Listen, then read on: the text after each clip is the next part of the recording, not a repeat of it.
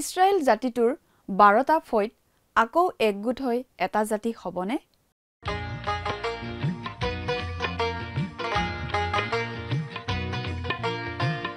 আজিৰে পবিত্ৰ ক্ষণতে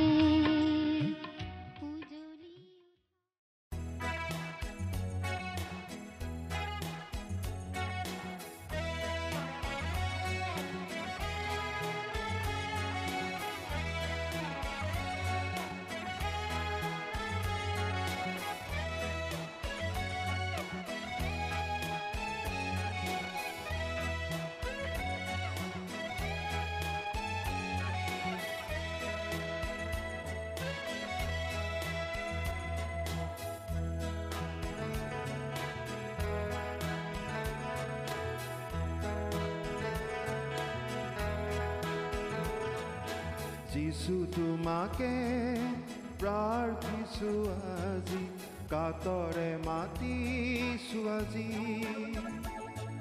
আমি প্ৰভু যিছু, যিছু তোমাকে প্ৰাৰ্থিছো আজি, কাতৰে মাতিছো আজি, আমি প্ৰভু যিছু।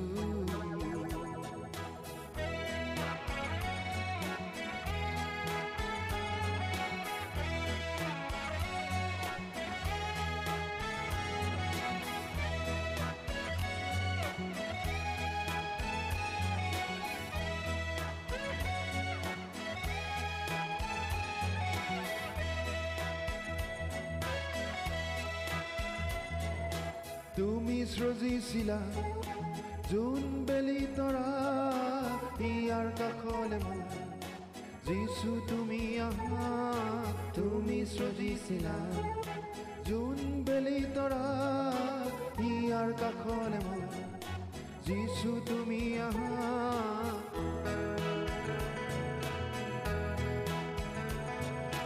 যিছু তোমাকে প্ৰাৰ্থিছো আজি, কাতৰে মাতিছো আজি, আমি প্ৰভু যিছু, যিছু তোমাকে প্ৰাৰ্থিছো আজি, কাতৰে মাতিছো। নমস্কাৰ, আমাৰ ভক্তিবচন অনুষ্ঠানলৈ আপোনাক স্বাগতম জনাইছো। খ্ৰীষ্টীয় বিশ্বাসী লোকসকলৰ বাবে বিশেষভাৱে প্ৰস্তুত কৰা এই ভক্তিবচন অনুষ্ঠানটো হৈছে বাইবেল অধ্যয়নৰ ধাৰাবাহিক অসমীয়া অনুষ্ঠান। বাইবেলৰ গোটেই ৬৬খন পুস্তকৰে আমি ইয়াত অধ্যয়ন কৰিম।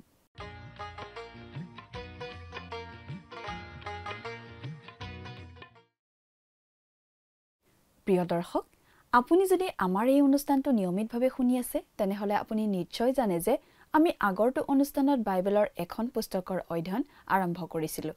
পুস্তকখন হৈছে বাইবেলৰ পুৰণি নিয়ম খণ্ডৰ হোছেয়া ভাৱবাদীৰ পুস্তক। যোৱা অনুষ্ঠানত এই হোছেয়া ভাৱবাদীৰ পুস্তকৰ এটা চমু পৰিচয় আগবঢ়াই পুস্তকখনৰ ১ নম্বৰ অধ্যায়ৰ ১ নম্বৰ পদৰ পৰা ১১ নম্বৰ পদলৈকে পঢ়ি তাৰ ভিত্তিত আলোচনা আগবঢ়োৱা হ'ল। আজিৰ অনুষ্ঠানত আমি হোছেয়া ভাৱবাদীৰ পুস্তকখনৰ ২ নম্বৰ অধ্যায়ৰ ১ নম্বৰ পদৰ পৰা ১৭ নম্বৰ পদলৈ পঢ়ি তাৰ ভিত্তিত আগবঢ়োৱা আলোচনা শুনিবলৈ পাম। বাইবেলৰ পুৰণি নিয়ম খণ্ডৰ হোছেয়াৰ পৰা আৰম্ভ কৰি মলাখীলৈকে মুঠতে ১২খন ভাৱবাণীমূলক পুস্তকক গৌণ ভাৱবাদীৰ পুস্তক বুলি কোৱা হৈছে। যিছয়া, জিৰিমিয়া, জিহিজকেল আৰু দানিয়েল এই ৪জনক মুখ্য ভাৱবাদী বুলি কোৱা হৈছে। এই গৌণ ভাৱবাদীসকলে আন জাতিৰ সৈতে ঈশ্বৰহীন মিত্ৰতাৰ বিৰুদ্ধে ইছৰাইল জাতিক সতৰ্ক কৰি দিছিল, ৰাজনৈতিক আৰু নৈতিক দুৰ্নীতিক ধিক্কাৰ দিছিল, ঈশ্বৰৰ পৰা আঁতৰি নাযাবলৈ সতৰ্ক কৰি দিছিল। হোছেয়া উত্তৰৰ ৰাজ্য অৰ্থাৎ ইছৰাইলৰ এজন ভাৱবাদী আছিল। উত্তৰৰ ৰাজ্য ইছৰাইলৰ ৰজা জাৰবিয়ামৰ ৰাজত্বকালত হোছেয়ালৈ ঈশ্বৰৰ বাক্য আহিছিল। ঈশ্বৰে জনাই দিছিল যে ইছৰাইলৰ সন্তানসকলৰ সংখ্যা সমুদ্ৰৰ বালিৰ নিচিনা হ'ব। এদিন গোটেই জাতিটো একত্ৰিত হ'ব। তেওঁলোকে নিজৰ বাবে এজন অধিপতি নিযুক্ত কৰিব। এনেদৰে ইছৰাইল জাতিৰ বিষয়ে হোছেয়াৰ যোগেদি ভাৱবাণী ঈশ্বৰে কৰিছিল। সেইবোৰৰ 4টা ভাৱবাণী আমি 1 নম্বৰ অধ্যায়ত পালো আৰু 2 নম্বৰ অধ্যায়ৰ আৰম্ভণিতে ইছৰাইল জাতিৰ বিষয়ে কৰা পঞ্চমটো অতি উল্লেখযোগ্য ভাৱবাণী আমি পাওঁ 1 নম্বৰ অধ্যায়ৰ শেষৰ দুটা পদত আমি দেখিলো যে প্ৰথমতে ইছৰাইলৰ জনসংখ্যা অতিশয় বৃদ্ধি পাব দ্বিতীয়তে ইছৰাইল জাতিটো ঈশ্বৰৰ ওচৰলৈ ঘূৰি আহিব তৃতীয়তে উত্তৰ আৰু দক্ষিণ ৰাজ্য পুনৰ একত্ৰিত হ'ব যাতে 12টা জনগোষ্ঠীয়ে লগ হৈ পুনৰ এটা জাতি গঠন কৰিব চতুৰ্থতে তেওঁলোকে নিজলৈ এজন মুৰব্বী বা অধিপতি নিযুক্তি দিব যিজন হ'ব মসিহ আৰু 2 নম্বৰ অধ্যায়ত আমি পাওঁ যে ঈশ্বৰে জাতিটোক কৈছে যে সেই দিন আহি আছে যেতিয়া তেওঁলোকক তোমালোক মোৰ লোক বুলি ক'ব আহকচোন এতিয়া আমি মূল আলোচনাটোৰ মাজলৈ আগবাঢ়ি যাওঁ আমাৰ পৰম পবিত্ৰ প্ৰভু যীশু খ্ৰীষ্টৰ নামত নমস্কাৰ প্ৰিয় শ্ৰোতা এই অধ্যয়ন ঈশ্বৰৰ ইছৰাইলৰ জাতিৰ সম্পৰ্কে আমি উল্লেখযোগ্য পঞ্চম ভাৱবাণীৰে আৰম্ভণ কৰিবলৈ খুজিছোঁ সেইকাৰণে আহক এক পদটো পঢ়ো তোমালোকে নিজ ভাইবিলাকক অম্মি অৰ্থাৎ মোৰ প্ৰজা আৰু নিজ ভনীবিলাকক ৰুহাম্মা অৰ্থাৎ অনুগ্ৰহ পোৱা বুলি কোৱা ইয়াৰে ঈশ্বৰে কৈছে যে এনেদিন আহি আছে যিদিনা ঈশ্বৰে ইছৰাইল জাতিক তোমালোক মোৰ প্ৰজা বুলিব ইয়াৰ পাছতে 3 অধ্যায়ত আমি পাম যে ঈশ্বৰ জিহুৱাৰ ইছৰাইল জাতিটোৰ সৈতে কাম সম্পূৰ্ণ হোৱা নাই এই কথা মনত ৰখাটো প্ৰয়োজনীয় কথা যিসকলে কয় যে ইছৰাইল জাতিৰ সৈতে ঈশ্বৰৰ সকলো কাম শেষ হৈছে তেওঁলোকে হয় বিষয়টোত অনাহকতে আধ্যাত্মিক ৰং সানে নহয় সেই বিষয়ে পুৰাতন বিধানে কোৱা কথা প্ৰত্যাখ্যান কৰে যিসকলে পুৰাতন বিধানৰ এই বিষয়ৰ অক্ষৰিক অৰ্থ প্ৰত্যাখ্যান কৰে তেওঁলোকে একেদৰে নৱবিধানৰ অক্ষৰিক অৰ্থৰ বিষয়বোৰো প্ৰত্যাখ্যান কৰিব পাৰিব লাগে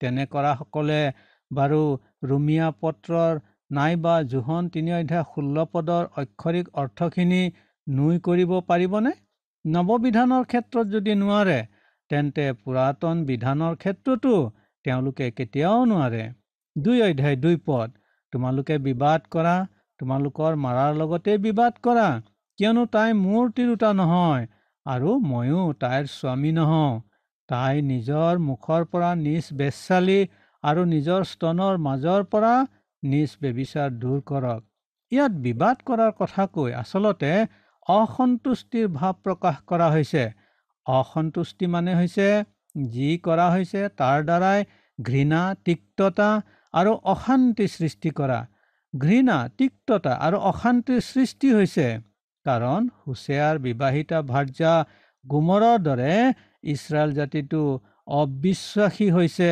আৰু পুনৰ ঘূৰি গৈ বেশ্যা কৰ্মত নিমজ্জিত হৈছে গোমৰৰ পাপকে ঈশ্বৰে ইছৰাইল জাতিৰ ওপৰত খটাইছে হুছেয়াই এজনী তিৰোতা বিয়া কৰাইছিল বিয়াৰ পাছত তাই বেশ্যাবৃত্তিত লিপ্ত আছিল এনেকি হুছেয়াৰ ঔৰসত 3জনকে ল'ৰা ছোৱালী হোৱাৰ পাছতো হুছেয়াৰ ভাৰ্যা গোমৰ পুনৰ বেশ্যাবৃত্তিত জড়িত হৈছিল কিন্তু মন কৰিবলগীয়া কথাটো চাওক যে হুছেয়াই তাইক সদায়েই ভাল পাইছিল পৃথিৱীত আটাইতকৈ ডাঙৰ পাপ কি হ'ব পাৰে জানেনে বাইবেল শাস্ত্ৰৰ শিক্ষাৰ ভিত্তিত চাবলৈ গ'লে আমি দেখা পাওঁ যে অবিশ্বাসী হোৱা বা বিশ্বস্ততা ৰাখিব নোৱাৰাটোৱেই আটাইতকৈ গুৰুতৰ পাপ আপোনাক যিজনে ভাল পায় আৰু ভাল পোৱা বাবে আপোনাৰ অনেক হিতজনক কামো কৰি দিছে সেইগৰাকী ব্যক্তিৰ প্ৰতিয়ে যদি আপুনি বিশ্বাসঘাতকতা কৰে তেন্তে তাতকৈ অধিক গুৰুতৰ পাপ কিবা থাকিব পাৰেনে এই কথাটোকে যদি আমি আমাৰ নিজৰ জীৱনত খটাওঁ তেতিয়া আমাৰো খ্ৰীষ্টীয় জীৱনৰ আটাইতকৈ গুৰুতৰ অপৰাধটো কি হ'ব বাৰু প্ৰিয় শ্ৰোতা যিজন প্ৰভু যীশুৱে আমাক ইমানকে প্ৰেম কৰি এই জগতলৈ আহিলে আমাৰ পাপৰ কাৰণে নিজৰ জীৱন দান কৰি আমাক পাপৰ বন্ধনৰ পৰা মুক্ত কৰিলে সেইজনা প্ৰভুৰ প্ৰতি বিশ্বাসঘাতকতা কৰাতকৈ অধিক গুৰুতৰ পাপ আমাৰ কিবা থাকিব পাৰেনে ইয়াত প্ৰভুৱে কৈছে যোৱা তোমাৰ মাৰাৰ লগতো বিবাদ কৰা তাইক মোৰ ওচৰলৈ ঘূৰি আহিবলৈ কোৱা তাইক প্ৰতিমা পূজাৰ পৰা ঘূৰি আহিবলৈ কোৱা 3 পদ নহলে মই তাইক ব্যৱস্থা কৰি তাইৰ জন্মদিনৰ অৱস্থাত পেলাম আৰু তাইক মৰুভূমি আৰু খৰাং মাটিৰ নিচিনা কৰি পিয়াহতে মাৰিম। অৰ্থাৎ ইছৰাইল জাতিটোৱে যদি অনুশোচনা নকৰে তেন্তে ঈশ্বৰে জাতিটোৰ সুদবিচাৰ কৰিব। এই পদটোত হোছেয়াৰ ছবিটো জিৰিমিয়াৰ নিচিনা নহয়। হোছেয়াই বেশ্যা গোমৰৰ কাৰণে ক্ৰদন কৰা নাছিল। পদটোত যি ভাৱ প্ৰকাশ কৰা হৈছে তাৰ ভিত্তিত চাবলৈ গ'লে হোছেয়াই গোমৰক কৈছিল, তাই যদি তাইৰ বেশ্যাবৃত্তিকে অব্যাহত ৰাখে তেন্তে তাইক শিল দলিয়াই বধ কৰিবলৈকেহে ইচ্ছা হ'ব। তাৰ বিকল্প ব্যৱস্থা মোৰ লগত একো নাথাকিব। 4 পদ, মই তাইৰ সন্তানবিলাকক দয়া নকৰিম কাৰণ তেওঁলোক বেশ্যা ভাৱৰ সন্তান। 5 পদ, কিয়নো তেওঁলোকৰ মাকে বেশ্যা কৰ্ম কৰিলে, কাৰণ তাই কৈছিল, মোক মোৰ অন্ন আৰু জল, মোৰ নোম আৰু সূতা, মোৰ তেল আৰু পেয় দ্ৰব্য দিয়া, মোৰ প্ৰেমকাৰীবিলাকৰ পাছত মই যাম। অৰ্থাৎ বেশ্যাজনীয়ে বেশ্যাবৃত্তিত লিপ্ত হৈছিল টকা পইচাৰ বাবে। বেশ্যাবৃত্তিত টকা পইচা আছিল। আমাৰ আজিৰ এই যুগতো বেশ্যাবৃত্তিৰে টকা পইচা আৰ্জন কৰা অপৰাধটো প্ৰায় স্বাভাৱিক ব্যৱসায়ত পৰিণত হৈছে। এই অপৰাধৰ আন এটা কাৰণ হয়তো আছিল যে যেনে চৌখিন জীৱন ধাৰণ কৰিবলৈ হোছেয়াৰ ভাৰ্যাই ইচ্ছা কৰিছিল, তেনে চৌখিন জীৱন ধাৰণৰ বাবে হোছেয়াই নিশ্চয় গোমৰক খৰচ পাতি যোগাব পৰা নাছিল। হোছেয়া নিশ্চয় গৰীব মানুহ আছিল। সেয়ে পইচা আৰ্জনৰ উদ্দেশ্যে গোমৰ বেশ্যাবৃত্তিত লিপ্ত হৈছিল।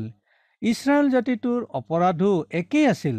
সেইবোৰৰ বাবে তেওঁলোকে সত্য ঈশ্বৰক প্ৰশংসা নকৰি প্ৰশংসা কৰিছিল আন দেৱতাসমূহক, কাৰণ তেওঁলোকে কৈছিল, মোৰ অন্ন জল, নোম আৰু সূতা, আৰু মোৰ তেল আৰু পেয় দ্ৰব্য দিয়া, মোৰ প্ৰেমকাৰীবিলাকৰ পাছত মই যাম।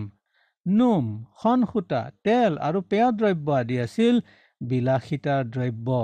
তাইৰ জীৱনৰ সকলো সময়তে ঈশ্বৰেই তাইৰ জীৱনৰ প্ৰয়োজনীয় বস্তু যোগাইছিল। কিন্তু মানুহ যে কি অকৃতজ্ঞ প্ৰাণী। তেওঁ ঈশ্বৰৰ পৰাই যে সকলো পাইছে তাক তেওঁ স্বীকাৰ কৰিবলৈ টান পায়। তেওঁ কয় বোলে তেওঁ তেওঁৰ বুদ্ধি জ্ঞান ব্যৱহাৰ কৰি কঠোৰ পৰিশ্ৰম কৰি সকলো আৰ্জিছে আৰু তাৰ কাৰণেহে উপভোগ কৰিব পাৰিছে। ইয়াত ঈশ্বৰৰ কোনো অৰিহণা নাই। কিন্তু এই অকৃতজ্ঞ মনুষ্য প্ৰাণীগৰাকীয়ে খবৰ ৰাখিছেনে যে তেওঁৰ বুদ্ধি জ্ঞান কঠোৰ পৰিশ্ৰম কৰিবলৈ তেওঁৰ বল শক্তি আৰু স্বাস্থ্য কোনে দিছে? এই যে এইবোৰ বায়ু, পানী, চিন্তা শক্তি, মুখৰ মাত, চকুৰ দৃষ্টি আৰু শাৰীৰিক গতি আদি কোনে দিছে বাৰু? আমি যিখন ধৰাৰ বুকুত চলাফিৰা কৰিছো হওক, সেই ধৰাখনৰ গৰাকীয়ে বা কোন? তথাপি গৰ্বী মানুহ ঈশ্বৰৰ প্ৰতি অকৃতজ্ঞ। ঈশ্বৰৰ প্ৰতি অকৃতজ্ঞ হোৱা অপৰাধটো এক মহা অপৰাধ। মানুহ জাতিটো যে ঈশ্বৰৰ প্ৰতি অকৃতজ্ঞ সেয়াও মানুহৰ কথা নহয়, সেয়া ঈশ্বৰৰ বচন, হোছেয়া পুস্তকৰ কথা। আপোনাৰ জীৱনৰ সকলো আশীৰ্বাদৰ বাবে বাৰু আপুনি আপোনাৰ ঈশ্বৰৰ প্ৰতি কৃতজ্ঞ নে প্ৰিয় শ্ৰোতা? নে তেওঁৰ প্ৰতি অকৃতজ্ঞ হৈ আপুনি হোছেয়াৰ ভাৰ্যা গোমৰক প্ৰতিনিধিত্ব কৰিছে? 6 পদ, এই হেতুকে চোৱা, মই কাঁইটেৰে তোমাৰ বাট বন্ধ কৰিম আৰু তাই নিজৰ পথ পাব নোৱাৰাকৈ মই তাইৰ অহিতে এখন জেওৰা দিম। প্ৰিয় শ্ৰোতা, আমি যে ঈশ্বৰক দিবলগীয়া আমাৰ কৃতজ্ঞতা, প্ৰশংসা, মান সমাদৰ, সেৱা পূজা আদি তেওঁক নিদিওঁ, তাৰ দ্বাৰা আমি তেওঁক স্বীকৃতি নিদিওঁ, সেইটোৱে আমাৰ সমস্যা। আৰু সেয়ে ঈশ্বৰে আমাক প্ৰমাণ কৰি দেখুৱাই যে আমাৰ ঈশ্বৰহীনতাই আমাৰ মানৱ সমাজত কেৱল যুদ্ধ বিগ্ৰহ, হিংসা, ঘৃণা আৰু আক্ৰমণ আৰু প্ৰতি আক্ৰমণেৰে জন্ম দিয়ে। জীৱন্ত আৰু সত্য ঈশ্বৰৰ সৈতে সম্বন্ধ ৰাখি চলা তেওঁৰ সন্তানসকলৰ অভিজ্ঞতাত এইটো ইমান স্পষ্ট যে ঈশ্বৰৰ বাহিৰত মানুহৰ একো আশা নাই। সত্য ঈশ্বৰৰ বাহিৰত মানুহে কেৱল নিজৰ কবৰ নিজেই খান্দে। ঈশ্বৰক স্বীকৃতি নিদিয়াটো আজি মানুহৰ এটা ডাঙৰ অপৰাধ। 7 পদ, তাই নিজৰ প্ৰেমকাৰীবিলাকৰ পাছে পাছে যাব, কিন্তু সিহঁতৰ লগ ধৰিব নোৱাৰিব। তাই সিহঁতক বিচাৰিব কিন্তু নাপাব। এটা দিন আহি আছে আৰু সেই দিন আহি এদিন উপস্থিত হ'ব যেতিয়া নিষ্ঠুৰ বয়সৰ আঁচোৰত একালৰ যৌৱনা উচ্ছলা বেশ্যাভনী যৌৱন সৌন্দৰ্য শক্তি ভক্তি ইচ্ছা কামনা বাসনা আৰু আকৰ্ষণহীনা হৈ পৰিব। প্ৰেমিকসকলেও তাইক অকলশৰকৈ এৰিব। তাই তেতিয়া অকলশৰীয়া নিসহায় আৰু নিৰাশ্ৰয়া হ'ব। ইছৰাইল জাতিটোৰ ক্ষেত্ৰতো সেইটোৱেই হ'ব। আৰু তেতিয়াহে তেওঁলোকে ক'ব, আহা আমি ঈশ্বৰৰ গুৰিলৈ ঘূৰি যাওঁ হওক। 8 আৰু 9 পদ। কিয়নো ময়েই যে তাইক সেই শস্য দ্ৰাক্ষাৰ আৰু তেল দিছিলোঁ আৰু তাইৰ যি ৰূপ আৰু সোণ বালৰ নিমিত্তে খৰচ কৰা হৈছিল তাক ময়েই যে বৃদ্ধি কৰিছিলোঁ তাক তাই নুবুজিলে। ঈশ্বৰে মানুহৰ বাবে যি আশীৰ্বাদৰ বৰিখন দিনে দিনে প্ৰতিদিনে বৰষাই আছে সেইখিনি যে তেওঁৰ পৰা আহিছে তাক নাজানি যি ব্যক্তি যি সমাজ বা জাতিয়ে কৃতজ্ঞ হ'ব বা স্বীকৃতি দিবলৈ নাজানিব আৰু সেই আশীৰ্বাদবোৰৰ অপব্যৱহাৰ কৰিব তেওঁলোকৰ বিচাৰ ঈশ্বৰে কৰিব। মাছৰ তেলেৰেই মাছ ভজাৰ দৰে মানুহে ঈশ্বৰৰ বাহিৰত থাকি কৰা নিজৰ ভুলৰ ফলশ্ৰুতিৰেই ঈশ্বৰে মানুহক শিকনি দিব। সকলো উত্তম বস্তু ঈশ্বৰৰ দান বুলি অবুজ মানি জাতিটোৱে কেতিয়া বুজি উঠিব বাৰু? ঈশ্বৰৰ এই উত্তম দানবোৰৰ বাবে ঈশ্বৰৰ প্ৰতি কৃতজ্ঞ হ'বলৈ, তেওঁক স্বীকৃতি দিবলৈ আৰু সেইবোৰ ন্যায়ভাৱে ভোগ কৰিবলৈ মানুহে কেতিয়া জানিব বাৰু? প্ৰিয় শ্ৰোতা, ঈশ্বৰৰ সন্তান ৰূপে আমি ঈশ্বৰৰ সন্তান আৰু আমাৰ পৰিচয় আমি ঈশ্বৰৰ সন্তান ৰূপেই প্ৰকট কৰোঁ হওক। অকৃতজ্ঞ আৰু খাই পাত ফলা বিধৰ লোক হৈ হোছেয়াৰ ভাৰ্যা গোমৰৰ প্ৰতিনিধিত্ব কৰি ঈশ্বৰৰ সুদবিচাৰৰ সন্মুখীন হওঁ কিয়? প্ৰিয় শ্ৰোতা, 10 পদৰ পৰা 13 পদলৈকে পাঠ কৰিছোঁ। আৰু এতিয়া মই তাইৰ প্ৰেমকাৰীবিলাকৰ আগত তাইৰ লাজ প্ৰকাশ কৰিম। কোনেও মোৰ হাতৰ পৰা তাইক উদ্ধাৰ কৰিব নোৱাৰিব। মই তাইৰ আটাই আমোদ ভোজ 9 জোন বিশ্ৰাম দিন আৰু তাইৰ আটাই নিৰূপিত উৎসৱ নাইকিয়া কৰিম। আৰু তাই যি দ্ৰাক্ষালতা আৰু ডিমৰু গছৰ বিষয়ে কয় বোলে এইবোৰ মোৰ প্ৰেমকাৰীবিলাকে মোক দিয়া বেজ। মই সেই দ্ৰাক্ষালতা আৰু ডিমৰু গছ নষ্ট কৰিম আৰু মই সেইবোৰক অৰণ্য কৰিম। তাতে বনৰীয়া পশুবোৰ তাত চৰিব। আৰু যি দিনত তাই বাল দেৱতাবোৰৰ উদ্দেশ্যে ধূপ জ্বলাইছিল আৰু নথ আদি অলংকাৰেৰে নিজকে ভূষিত কৰি নিজৰ প্ৰেমকাৰীবোৰৰ পাছত গৈছিল, কিন্তু মোক হলে পাহৰিলে বাল দেৱতাবোৰৰ সেই দিনৰ প্ৰতিশোধ মই তাইৰ পৰা ল'ম, ইয়াক জিহুৱাই কৈছে।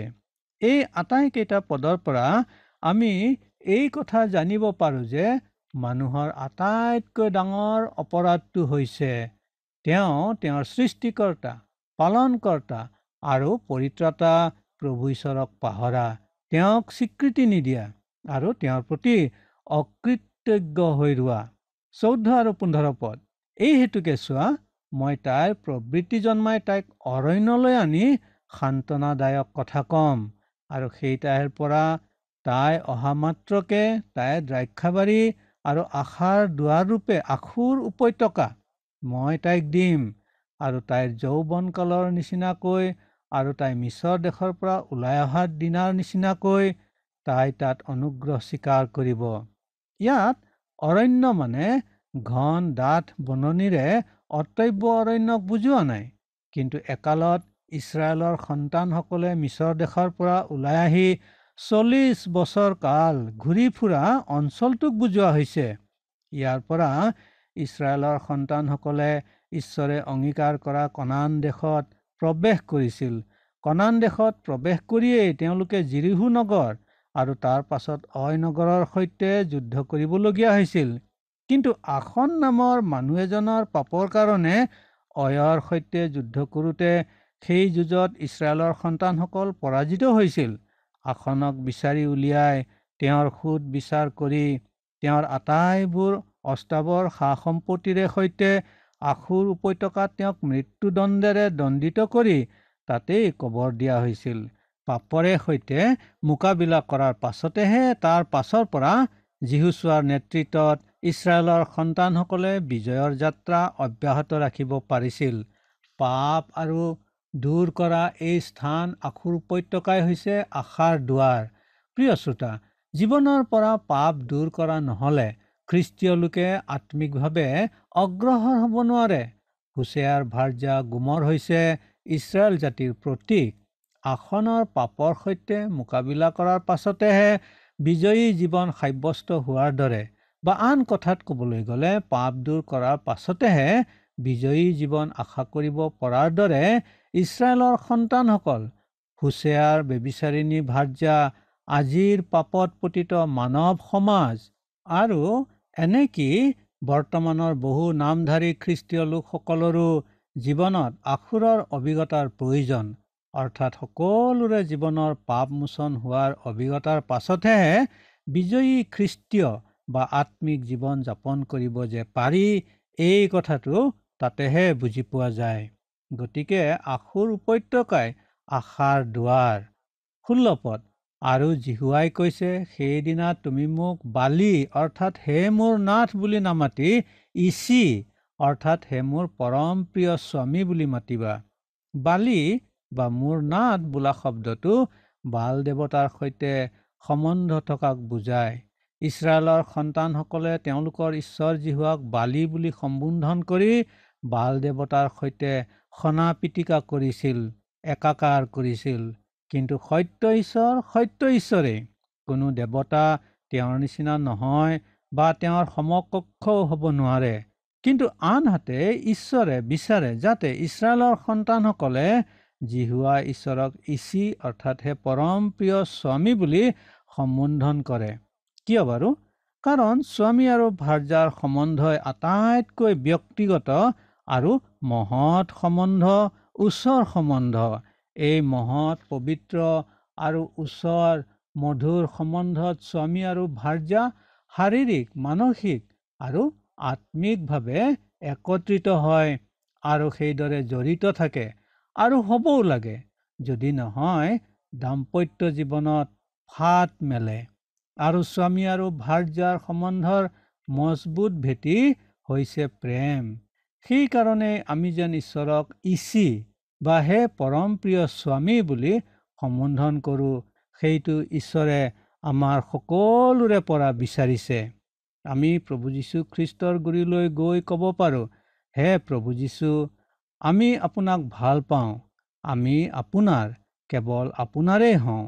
আৰু যেতিয়া তেনেদৰে ক'ব পৰা অৱস্থালৈ আগবাঢ়িব পাৰোঁ, তেন্তে ভাবি চাওকচোন প্ৰিয় শ্ৰোতা, আমাৰ প্ৰভুৰে সৈতে সম্বন্ধ কিমান নিবিড় আৰু গভীৰ হ'ব। হয়, প্ৰভুৰে সৈতে আমাৰ সম্বন্ধ স্বামী আৰু ভাৰ্যাৰ নিচিনা হ'ব লাগিব। তেতিয়া আমাৰ মাজৰ মৰম, ভালপোৱা, তেওঁৰ সেৱা কৰা অটুট থাকিব। তেওঁ নিতে নিতে আমাক তেওঁৰ পৰিচালনা, সহায় আৰু আশীৰ্বাদ দান কৰি থাকিব পাৰিব। অৰ্থাৎ তেওঁ তেনে কৰিব পৰাৰ সুযোগ আমি তেওঁক দিব পাৰিব লাগে। পৰম গীতৰ 6 অধ্যায় 3 পদত চলোমনক কোৱাৰ দৰে আমিও আমাৰ পৰমধন্য প্ৰভুক ক'ব পাৰিম, মই মোৰ পৰম প্ৰিয়ৰ আৰু মোৰ পৰম প্ৰিয়ও মোৰ। হয়, কেৱল মোৰ। 17 পদ, কিয়নো মই তাইৰ মুখৰ পৰা বাল দেৱতাবোৰৰ নাম গুচাম, সেইবোৰৰ নাম আৰু উল্লেখ কৰা নহ'ব। প্ৰিয় শ্ৰোতা, এই সময়খিনি যেতিয়া আহিব, সেইদিন প্ৰভু যীশুখ্ৰীষ্টই যেতিয়া তেওঁৰ ৰাজ্য এই জগতত স্থাপন কৰিব, অৰ্থাৎ 1000 বছৰ ৰাজত্বৰ কালত আমি সেই ঘটনাটো ঘটা দেখা পাম। তেতিয়া আমি সকলোৱে চলোমনক কোৱাৰ দৰে আমি ক'ব পাৰিম যে আমি প্ৰিয় প্ৰভুৰ, আমি তেওঁৰ সন্তান আৰু তেওঁ আমাৰ পিতৃ ঈশ্বৰ।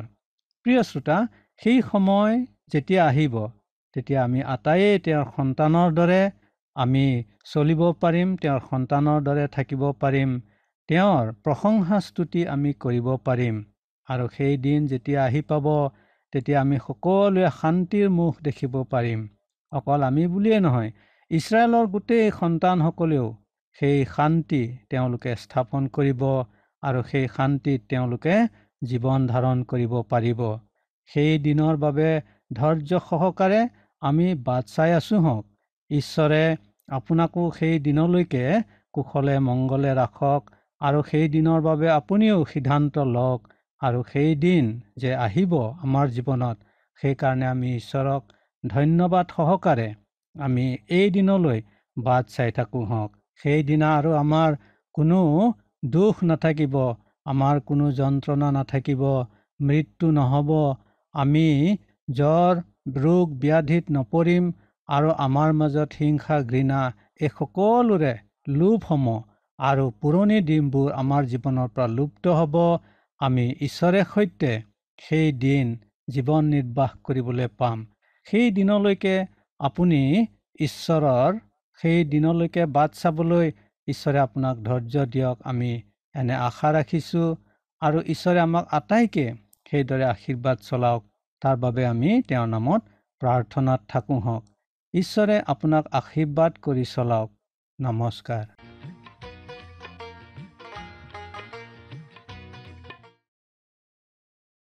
ঈশ্বৰে জনাই দিছিল যে ভৱিষ্যতে ইছৰাইলে তেওঁক বালি বা মোৰ নাথ বুলি নামাতি ইচি অৰ্থাৎ মোৰ স্বামী বুলি মাতিব। বালি নামটো আচলতে সেই সময়ত পৰজাতীয় লোকবিলাকে উপাসনা কৰা বেল দেৱতাৰ সৈতে জড়িত। গতিকে আমি বুজি পাওঁ যে ইছৰাইলৰ লোকসকলে সত্য ঈশ্বৰক সেই বেল দেৱতাৰ স্তৰত ৰাখিছিল আৰু দুয়োকে উপাসনা কৰিবলৈ চেষ্টা কৰিছিল।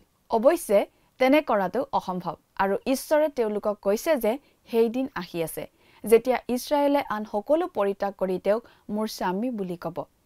স্বামী মানে অন্তৰংগ আৰু ব্যক্তিগত আৰু প্ৰেমৰ ওপৰত ভিত্তি কৰি গঢ় লৈ উঠা সম্পৰ্ক। ঈশ্বৰে আমাৰ লগত তেনেকুৱা সম্পৰ্কই বিচাৰে। এদিন ইছৰাইলে ঈশ্বৰক তুমি মোৰ স্বামী বুলি ক'ব আৰু ঈশ্বৰে ইছৰাইলৰ মুখৰ পৰা সেই বেল দেৱতাৰ নাম আঁতৰাই দিব বুলি কৈছে। প্ৰিয় দৰ্শক, আজিলৈ আমাৰ অনুষ্ঠানটোৰ ইমানতে সামৰণি মাৰিব খুজিছোঁ। পৰৱৰ্তী অনুষ্ঠানত আপোনালোকক পুনৰ লগ পোৱাৰ আশা ৰাখিছোঁ। সামৰণি মৰাৰ আগতে আহকচোন আমি খন্তেক প্ৰাৰ্থনাত মূৰ দুৱাওঁ। স্বৰ্গত থকা অতি মৰমীয়াল দয়ালু পিতৃ ঈশ্বৰ, প্ৰভু তোমাক ধন্যবাদ দিছোঁ সুন্দৰ সময় প্ৰভু তুমি আমাক দিয়াৰ বাবে। দয়ালু মৰমীয়াল পিতৃ ঈশ্বৰ, বিশেষকৈ সময়তে প্ৰাৰ্থনা কৰিছোঁ প্ৰভু এই অনুষ্ঠানটি চাই থকা দৰ্শকসকলৰ বাবে। হয়তো প্ৰভু কোনোবাই মনত প্ৰভু নানান ধৰণৰ আশা আকাংক্ষাবিলাক কৰি আছে, কিন্তু প্ৰভু যাতে তেওঁলোকে নিজৰ জীৱনত সদায় তোমাৰ পৰিকল্পনাকহে যাতে প্ৰাধান্য দিব পাৰিব তেনে আশীৰ্বাদ কৰিবা আৰু সদায় যাতে তেওঁলোকে তেওঁৰ জীৱনত তোমাক আগস্থান দি প্ৰভু চলিবলৈ পাৰিব। প্ৰভু তুমি তেওঁলোকক সহায় কৰা আৰু তেওঁলোকৰ সকলো প্ৰয়োজনসমূহ তুমি পূৰণ কৰিবা। এই সকলো যাচনা মহান ত্ৰাণকৰ্তা প্ৰভু যীশুখ্ৰীষ্টৰ নামত অৰ্পণ কৰিলোঁ। আমেন। প্ৰিয় দৰ্শক, যোৱা অনুষ্ঠানৰ প্ৰশ্নটোৰ শুদ্ধ উত্তৰটো হৈছে অপশ্যন এ, পৰিত্ৰাণ। আজিৰ অনুষ্ঠানৰ ওপৰত আধাৰিত প্ৰশ্নটো হৈছে হুছেয়া আৰু তেওঁৰ ভাৰ্যা গোমৰৰ কেইটা সন্তান আছিল? অপশ্যন এ 2টা, অপশ্যন বি 5টা, অপশ্যন চি 3টা, অপশ্যন ডি 1টা। প্ৰিয় দৰ্শক, আজিৰ প্ৰশ্নৰ সঠিক উত্তৰটো অহাকালি সন্ধিয়া 6 বজাৰ আগেয়ে আপোনাৰ নাম আৰু সম্পূৰ্ণ ঠিকনাৰে সৈতে আমালৈ 7429840242 নম্বৰত SMS নাইবা হোৱাটছআপ যোগে প্ৰেৰণ কৰক। প্ৰিয় দৰ্শক, যদি আপোনাৰ এই অনুষ্ঠানটি শুনি ভাল লাগিছে তেনেহ'লে এই নম্বৰত এটি মিছ কল দিয়ক। ইয়াৰ যোগেদি আপুনি পৰৱৰ্তী অনুষ্ঠানত বিজয়ী হ'ব পাৰে।